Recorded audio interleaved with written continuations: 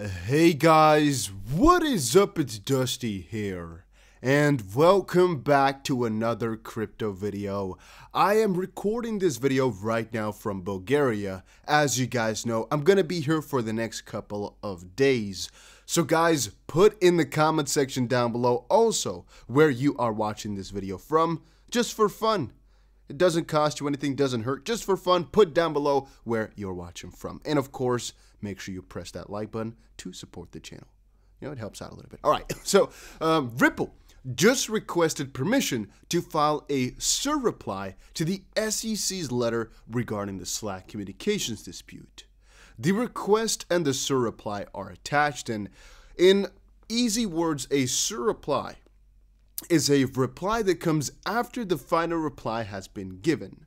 So usually, right, there's let's go over the entire kind of plan or how it goes. Usually there is a motion for a conference, which is basically the proposal of, hey, let's start a discussion. We wanted to start a discussion, and that is going to have three parts. We want to start that. Then number one is the initial motion, the filing itself. In this specific regard here, it was the motion regarding the Slack communications.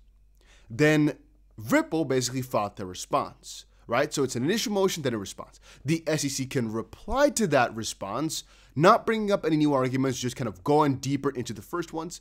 And now a surreply was not scheduled before, it was not argued about. However, that is also why they're filing to file one, right? And they basically added it additionally, just to kind of clarify some points as well in their own favor right here, most likely because something was significantly wrong on the SEC side, which makes them kind of want to prove that what the SEC did here is not correct. First, the SEC claims that Ripple has produced an additional 21,000 notifications of presumably responsive Slack messages contained in emails, which it then uses as the basis to claim that the Slack communications responsiveness rate is potentially 10 to 15 times larger than the responsiveness rate for Ripple's emails. The statement is false. Ripple collected approximately 21,000 Slack notification emails, as Ripple's opposition makes clear. It did not produce that number of emails, as the vast majority of those documents were deemed to be not responsive to the over 150 requests for production propounded by the SEC. Indeed, from that collection of 21,000 Slack notification emails, Ripple produced a mere 111 Slack notifications, which amount to a responsiveness rate of just 0.5%. Far lower than the overall Slack communications responsiveness rate, and certainly not 10 or 15 times larger as the SEC falsely claims.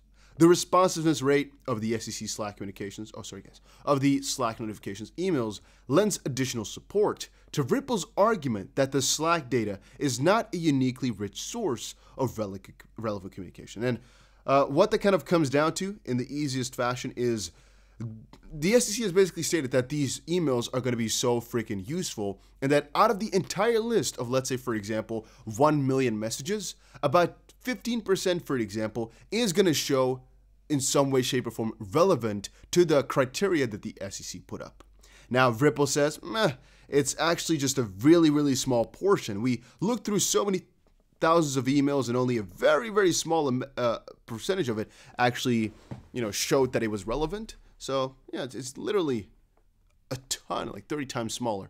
And second, the SEC mischaracterizes a Slack message from Mr. Garlinghouse, which the SEC incorrectly asserts undermines the individual defendant's argument that they conducted a proper foreign offering of securities outside the US.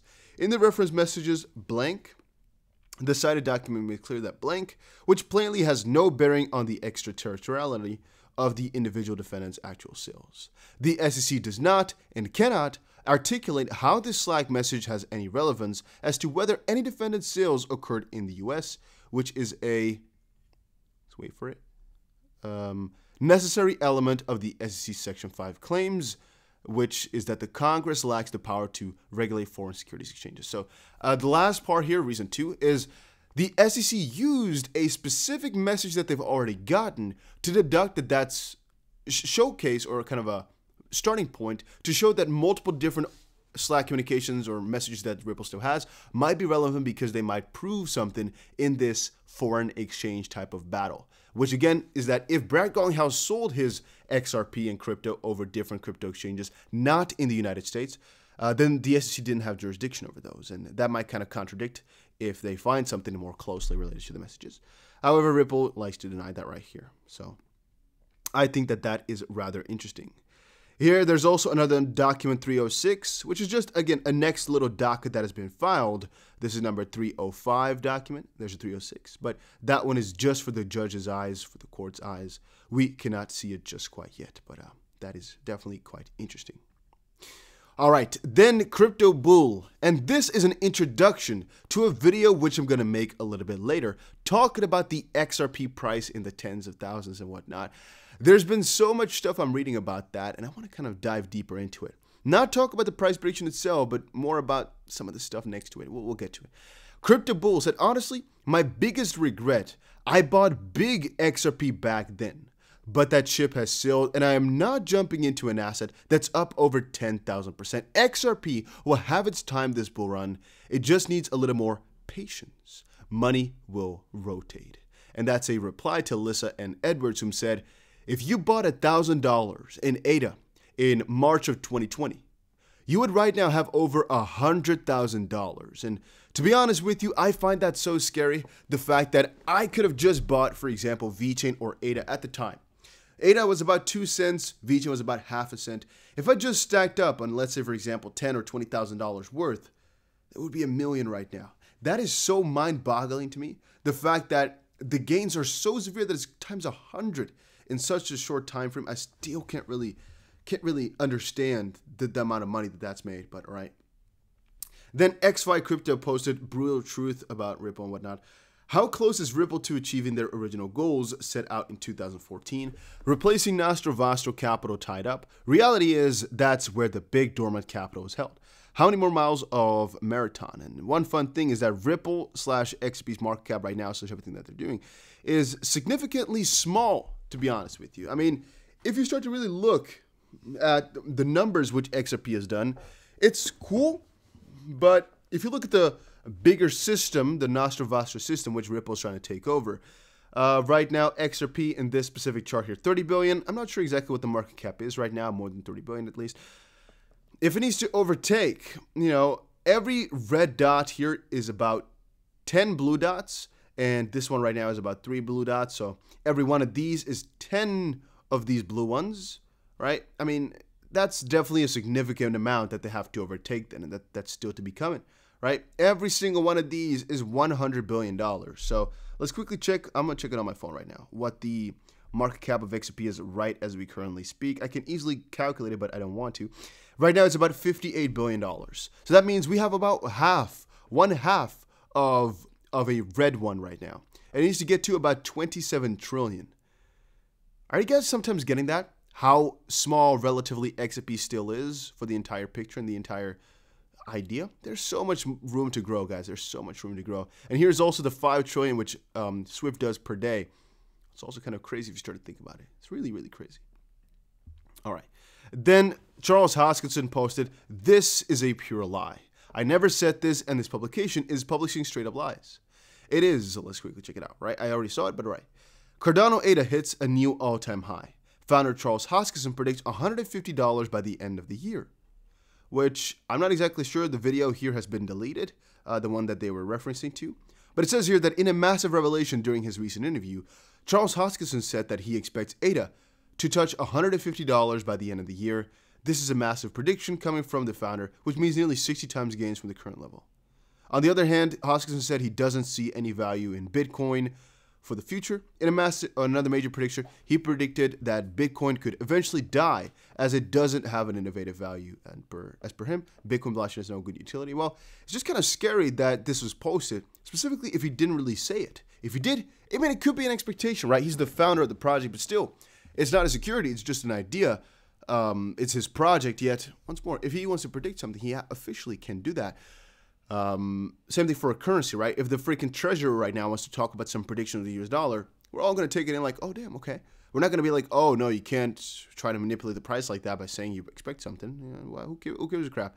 All right. And if somebody does give such a prediction, sometimes people say, oh, no, it's a security that way because blah, blah, blah, blah, or they can't do that. Guys, to be honest with you, it's all about market manipulation. It's all about what kind of box it fits in. But to be honest with you, I think a lot of this stuff really doesn't matter too much. It really kind of doesn't. And there's always rules around it. There's always another rule, but whatever, man. And by the way, guys, before we move on, make sure you check out Bybit. A link is down below. It is the exchange that I'm using to trade XRP right now. You saw me buy another additional stack of XRP over these 2 days here. We bought XRP on video. All right, all the XP I was buying, I was showing it to you guys on video. Because you can see, our average price went from 76 to about 82 as we were buying more. And I think we also bought about half of our portfolio worth extra in those 2 days. Just to make sure our position was even tighter, just nicer. You know, I like it nice and nice and tight. All right, so Attorney John Deaton does an excellent deep dive, pun intended, into the fair notice offense and really lays out the case from A to Z. Please travel over to his YouTube and give him a little like and subscribe and whatnot, because he just posted a new video on his law channel. Ripple's fair notice defense is not just about one company or one crypto. It's about the entire crypto space. One little fun fact, by the way, is that the SEC has actually claimed that John Deaton is a money and fame-hungry individual who's doing all of this to make sure his company gets a lot of attention, and so he can get some Twitter clout. What do you guys think about that, about John Deaton? I think he's very good at what he does. He's very interesting to a certain degree. I would not follow his YouTube, I guess. It's not really completely me too much.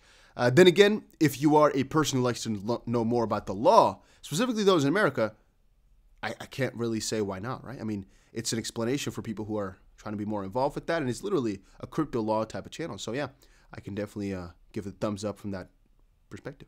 All right, guys, that was it for today's video. I have more stuff to talk about, but we're going to talk about that a little bit later as, well, it's an entirely different subject, actually. Hopefully you did enjoy it. If you did, make sure you press the like button and subscribe, and I will definitely see you guys again in another crypto video.